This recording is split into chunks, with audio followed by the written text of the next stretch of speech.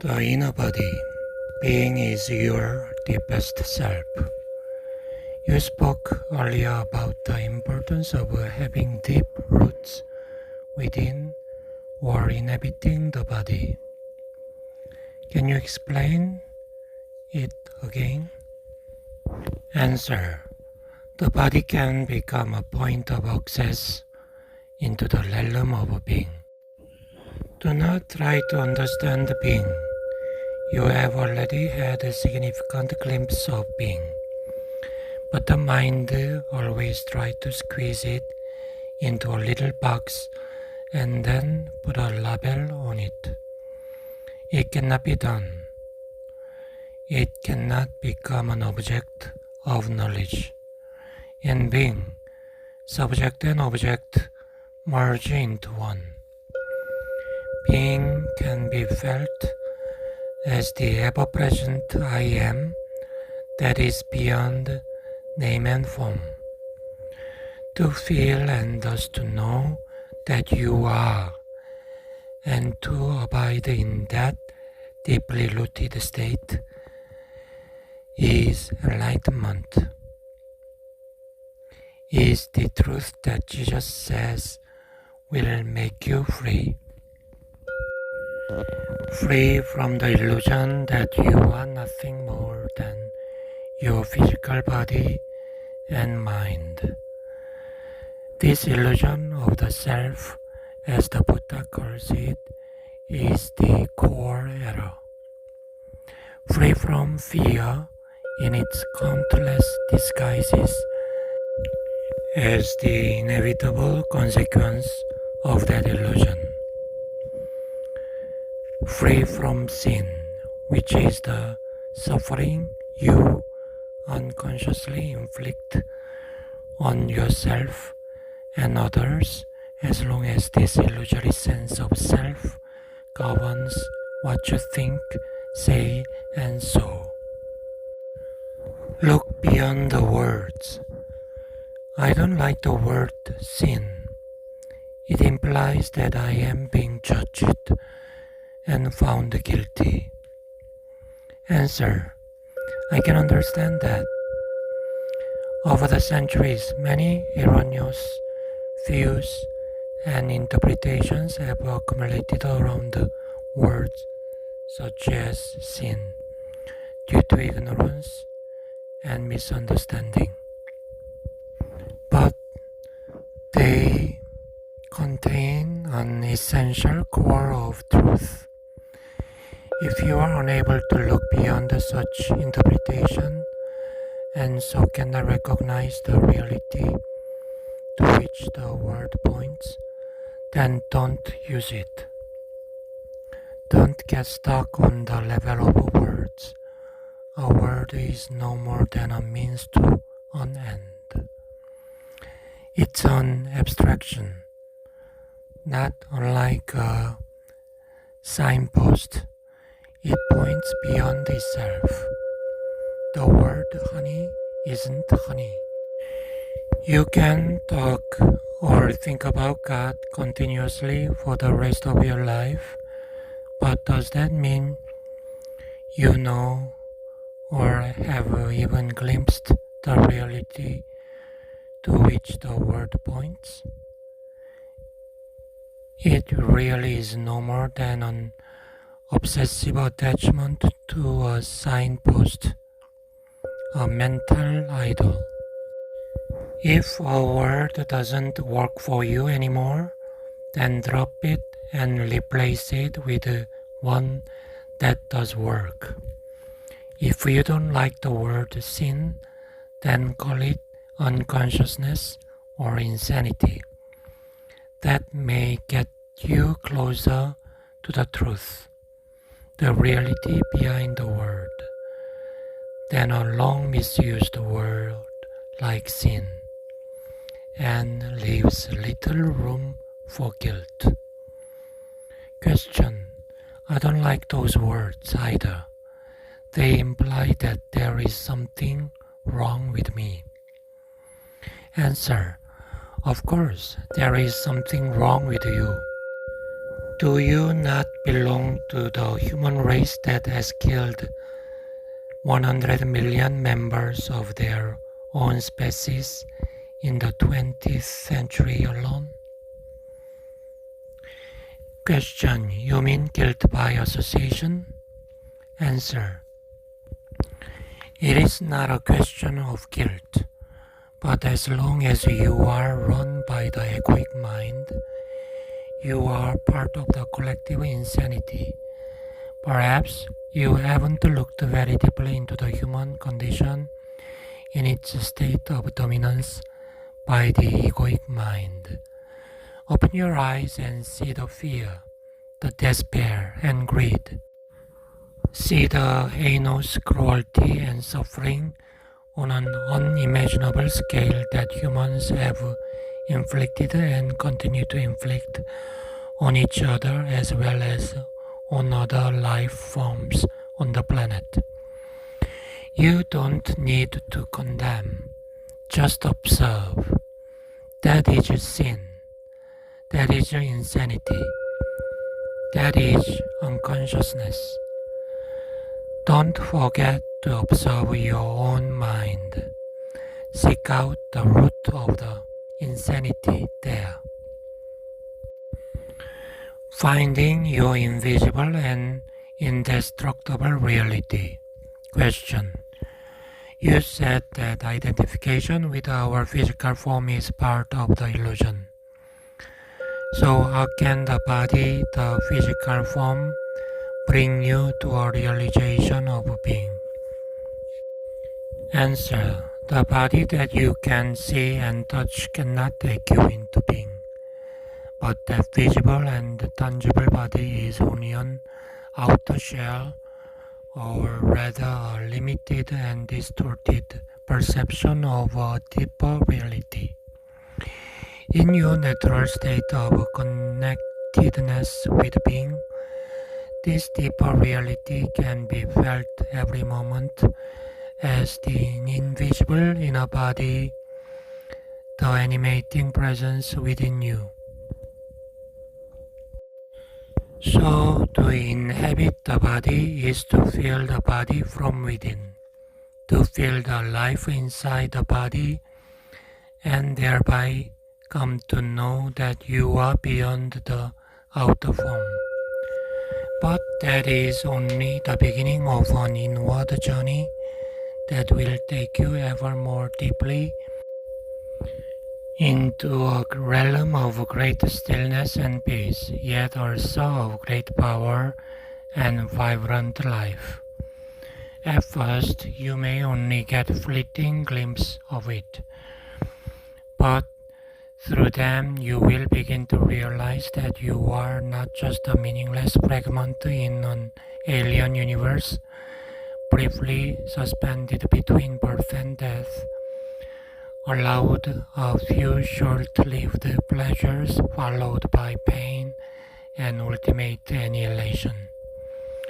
Underneath your outer form, you are connected with something so vast, so immeasurable and sacred, and it cannot be conceived or spoken of.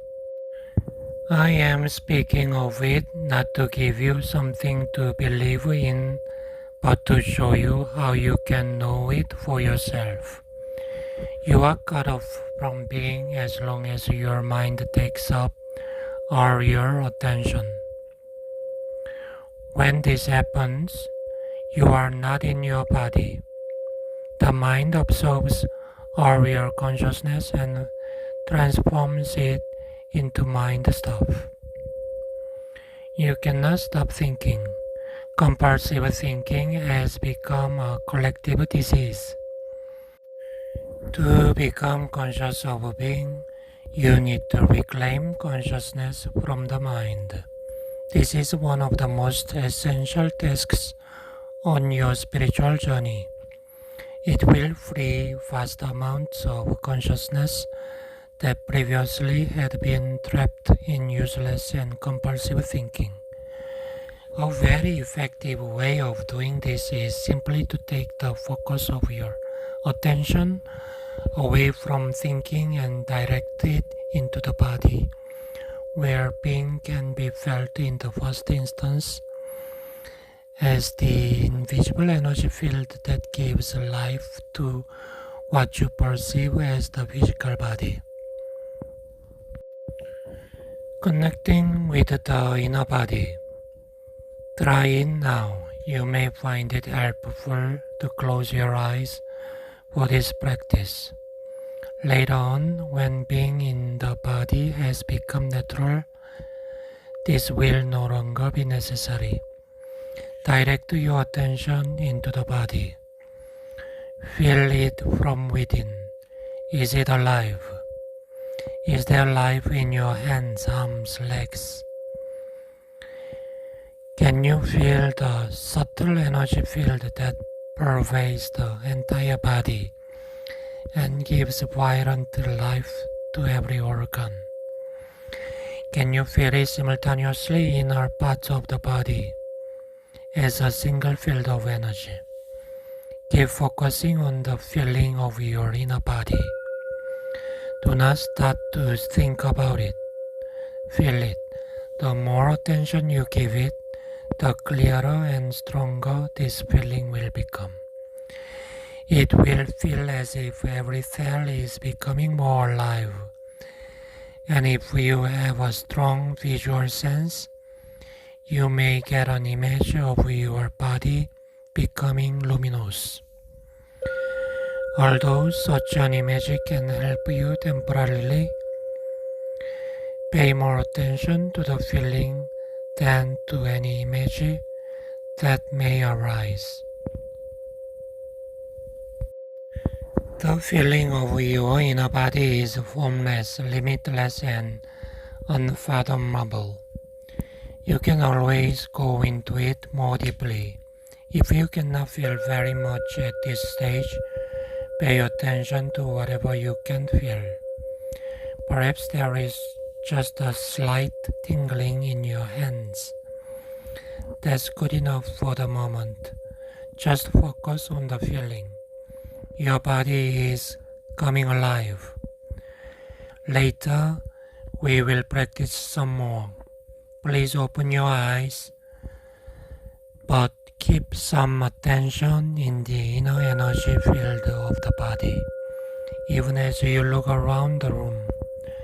The inner body lies at the threshold between your form identity and your essence identity, your true nature. Never lose touch with it. Transformation through the body. Question. Why have most religions condemned or denied the body? It seems that spiritual seekers have always regarded the body as a hindrance or even as sinful. Answer. Why have so few seekers become finders? On the level of the body, humans are very close to animals. All the basic bodily functions, pleasure, pain, breathing, eating, drinking, defecating, sleeping, the drive to find a mate and procreate, and of course birth and death, we share with the animals. A long time after their fall from a state of grace and oneness into illusion, humans suddenly woke up in what seemed to be an animal body, and they found this very disturbing. Don't fool yourself. You are no more than an animal. This seemed to be the truth that was staring them in the face, but it was too disturbing a truth to tolerate. Adam and Eve saw that they were naked and they became afraid. Unconscious denial of their animal nature set in very quickly.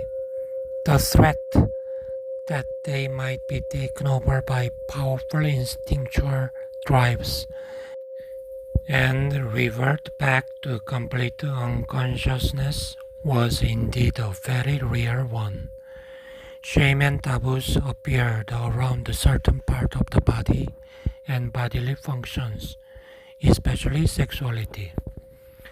The light of their consciousness was not yet strong enough to make friends with their animal nature, to allow it to be and even enjoy that aspect of themselves, let alone to go deeply into it to find the divine hidden within it, the reality within the illusion. So they did what they had to do. They began to disassociate from their body. The fact is that no one has ever become enlightened through denying the body. Although such an experience can be fascinating and can give you a glimpse of the state of liberation from the material form, in the end, you will always have to return to the body. Transformation is through the body, not away from it. Have deep roots within. The key is to be in a state of permanent connectedness with your inner body, to feel it at all times. This will rapidly deepen and transform your life. The more consciousness you direct into the inner body, the higher its vibrational frequency becomes. At this higher energy level, negativity cannot affect you anymore, and you tend to attract new circumstances that reflect this higher frequency. If you keep your attention in the body as much as possible, you will be anchored in the now. You won't lose yourself in the external world, and you won't lose yourself in your mind. Thoughts and emotions, fears and desires may still be there to some extent, but they won't take you over. Examine where your attention is at this moment. See if you can be in touch with your inner body. Keep some of your attention within. Feel your whole body from within as a single field of energy. It is almost as if you were listening or reading with your whole body. Let this be your practice in the days and weeks to come. Do not give all your attention away to the mind and the external world. By all means, focus on what you are doing, but feel the inner body at the same time, whenever possible. Whenever you are waiting, wherever it may be, use that time to feel the inner body. In this way, traffic jams and lineups becomes enjoyable. Instead of mentally projecting yourself away from the now, go deeply into the now by going more deeply into the body. The art of inner body awareness will develop into a completely new way of living, a state of permanent connectedness with being. Unless you stay present, you will continue to be run by your mind. When challenges come, as they always do, make it a habit to go within at once and focus as much as you can on the inner energy field of your body. This need not take long, just a few seconds, but you need to do it the moment that the challenge presents itself. Any delay will allow a conditioned mental emotional reaction to arise and take you over. When you focus within and feel the inner body, you immediately become still and present as you are withdrawing consciousness from the mind. If a response is required in that situation, it will come up from this deeper level. Just as the sun is infinitely brighter than a candle flame, there is infinitely more intelligence in being than in your mind. As long as you are in conscious contact with your inner body, you are like a tree that is deeply rooted in the earth, or a building with a deep and solid foundation. The later analogy is used by Jesus in the generally misunderstood parable of the two men who build a house. One man builds it on the sand without a foundation, and when the storms and floods come, the house is swept away. The other man digs deep until he reaches the rock, then builds his house, which is not swept away by the floods. Before you enter the body, forgive. Question. I felt very uncomfortable when I tried to put my attention on the inner body. There was a feeling of agitation and some nausea. Answer. What you felt was a lingering emotion that you were probably unaware of until you started putting some attention into the body. Unless you first give it some attention, the emotion will prevent you from gaining access to the inner body, which lies at the deeper level underneath it. Attention does not mean that you start thinking about it.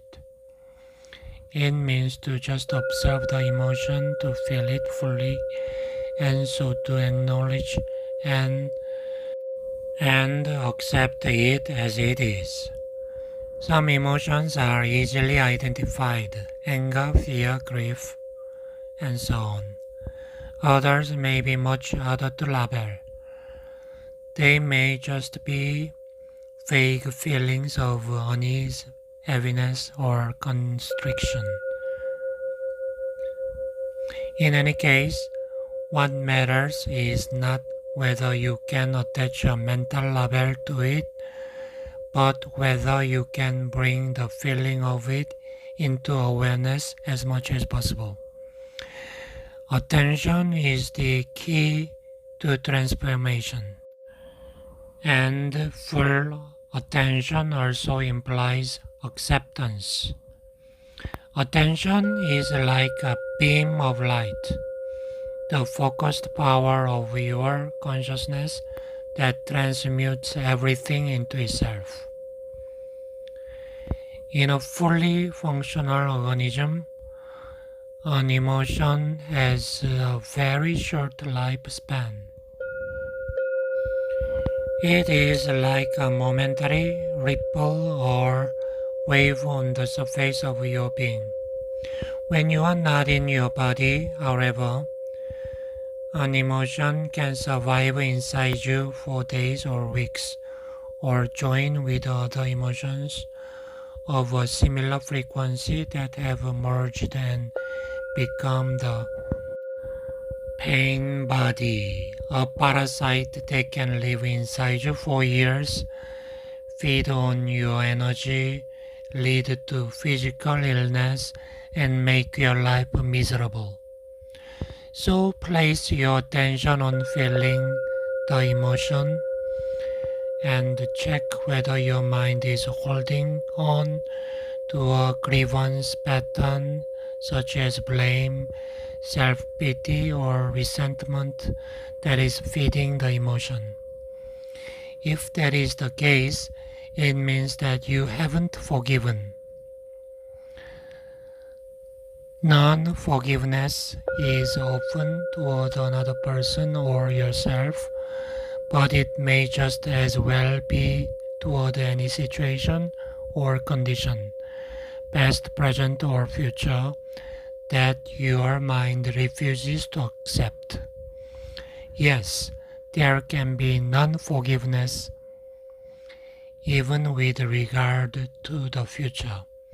This is the mind's refusal to accept uncertainty, to accept that the future is ultimately beyond its control.